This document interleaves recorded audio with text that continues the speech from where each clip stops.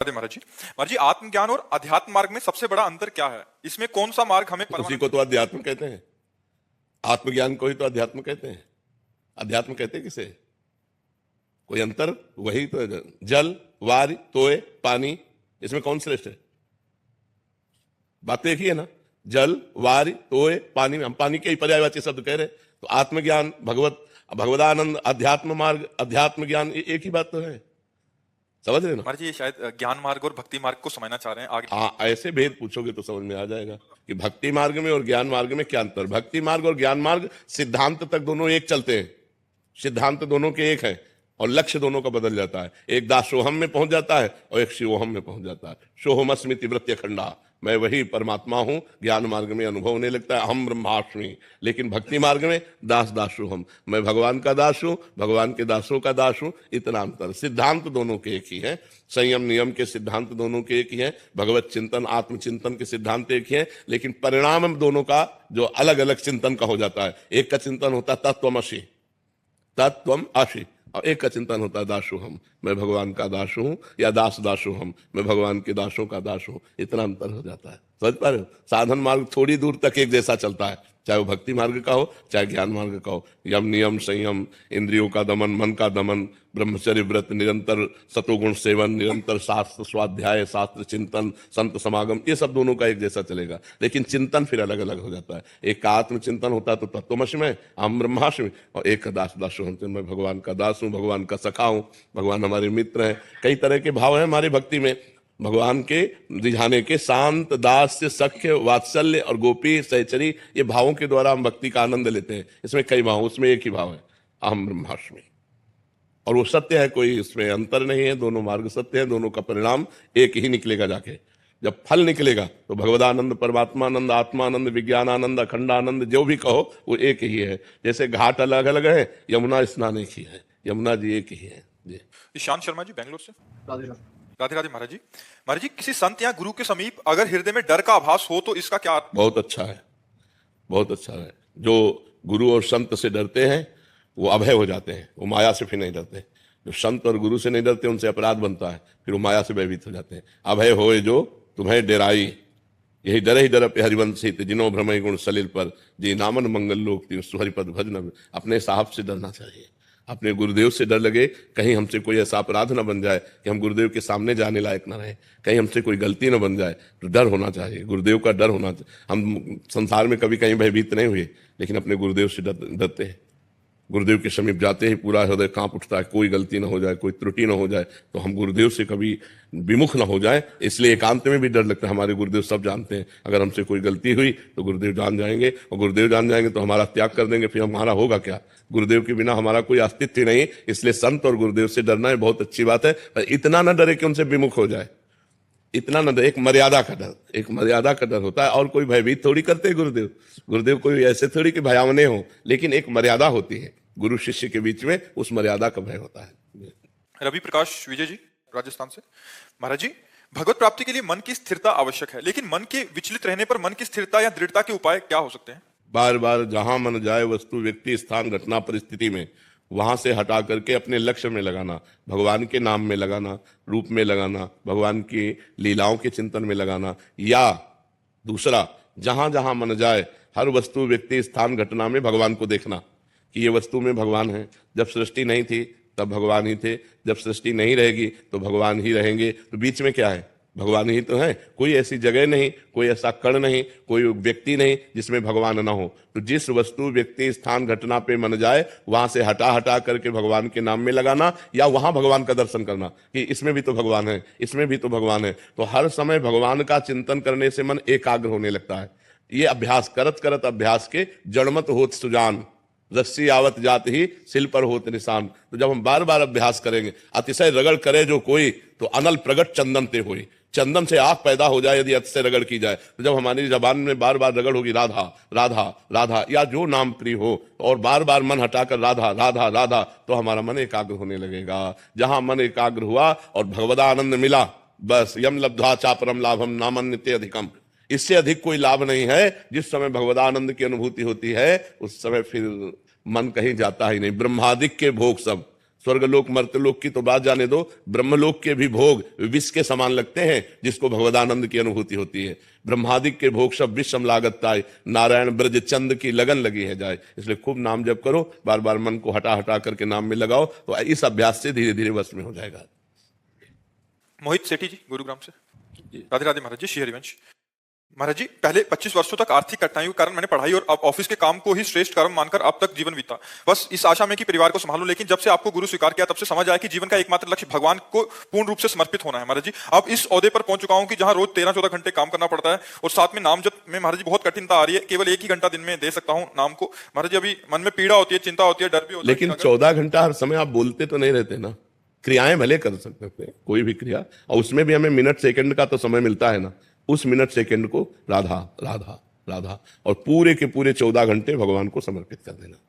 ये कर्म समर्पण हो जाएगा और भगवान हृदय से भगवान की आश्रित हो। जो शेष समय मिले आपके 14 घंटे में, उसमें राधा राधा राधा राधा राधा राधा उसमें नाम जप करो। और जो 14 घंटा के बाद 6 घंटा सोने में समझ लो, तो 14×6 कितने हुए?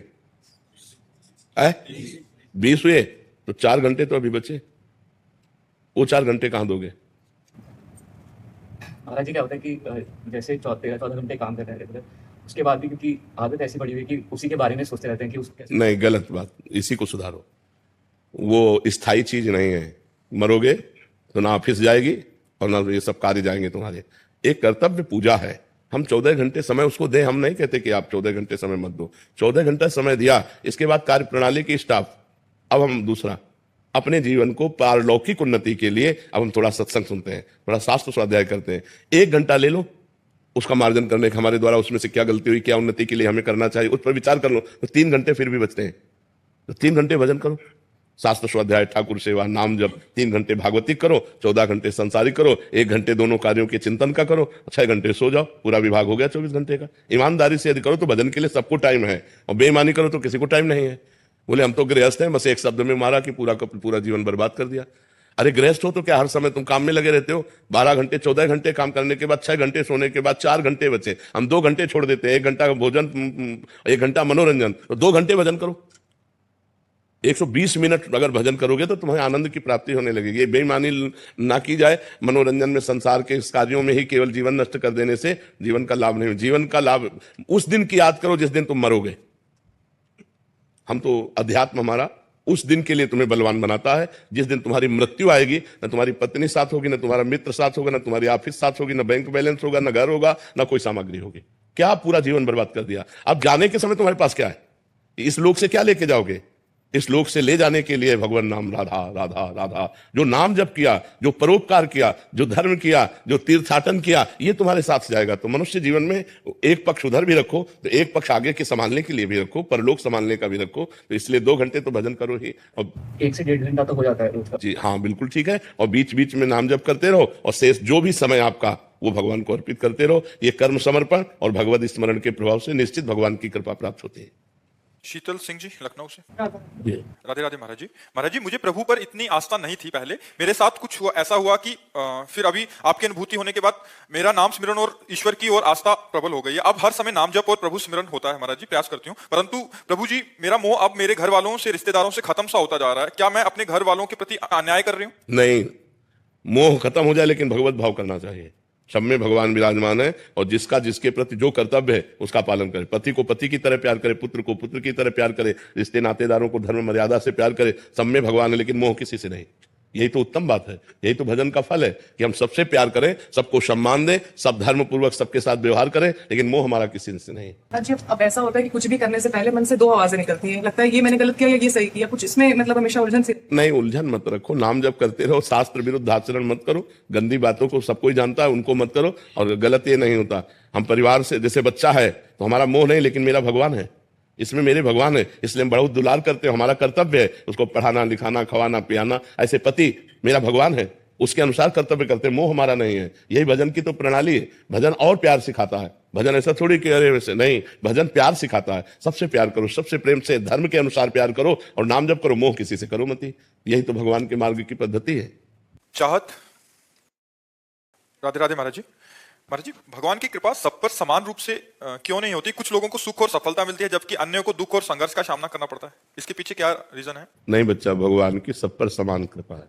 सब मम प्रिय सब मम उपजय, आँख कान नाक सब शरीर की सुविधा, सबको वायु, सबको सूर्य, सबको चंद्रमा, भगवान की तरफ से सबको समान कृपा है।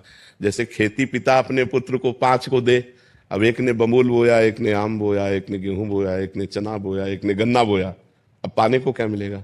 बबूल वाले को कांटा मिलेगा, गन्ने वाले को गन्ना मिलेगा, चने वाले को चना। भगवान ने हमको भारत भूमि में जन्म दिया, हमारे कर्म कैसे कैसे हो रहे हैं तो उनका फल कौन भोगेगा? गीता में भगवान कहते अवश्य में भोक्तव्यम कृतम कर्म शुभाशुभम। 100 रुपया पिता ने सबको दिया, अब एक ने शराब में उड़ा दिया, एक ने गंदी बातों में, एक फिल्म देखने में, एक जुए में, और एक ने जाके भगवान का काम किया। तो अलग अलग 100 रुपये सबको बराबर दिए, लेकिन अलग अलग होने के कारण 4 को दुख मिलेगा, एक को सुख मिलेगा। तो भगवान सुख दुख के दाता नहीं है।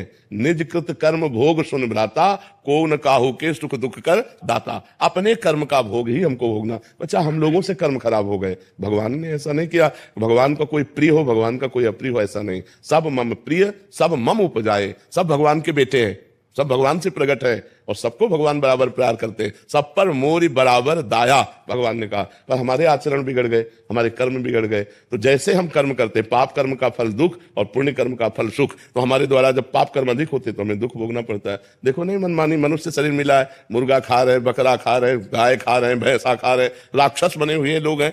देखो ना आजकल क्या हो रहा है, गर्लफ्रेंड बॉयफ्रेंड व्यभिचार की प्रवृत्तियों। अब इसका फल तुम सुख चाहोगे? करोगे व्यभिचार, करोगे व्यसन, करोगे हिंसा, खाओगे मांस मछली, इसका परिणाम सुख चाहोगे? नरक भोगोगे, यहां भी दुख भोगोगे, वहां भी दुख भोगोगे। संयम से चलो, ब्रह्मचर्य से रहो, शास्त्र स्वाध्याय करो, सत्संग सुनो, नाम जप करो, जीवों पर दया करो, दूसरों का मंगल करो, अभी आनंद आ जाएगा। तो आनंद का मार्ग है इधर और चल रहे हैं इधर, तो फिर कैसे आनंद प्राप्त होगा? पर मार्ग हमारे सब प्रभु के बनाए हुए हैं। हमारे प्रभु ने सब मार्ग बनाया। नरक का मार्ग भी भगवान ने बनाया, वैकुंठ का मार्ग भी भगवान ने बनाया, स्वर्ग का मार्ग भी भगवान ने बनाया, आपको भी भगवान ने बनाया। अब आप चलना किस मार्ग में चाहते हो? सब मार्ग आपके सामने। आप भूत बन सकते हो, आप देवता बन सकते हो, आप महान बन सकते हो।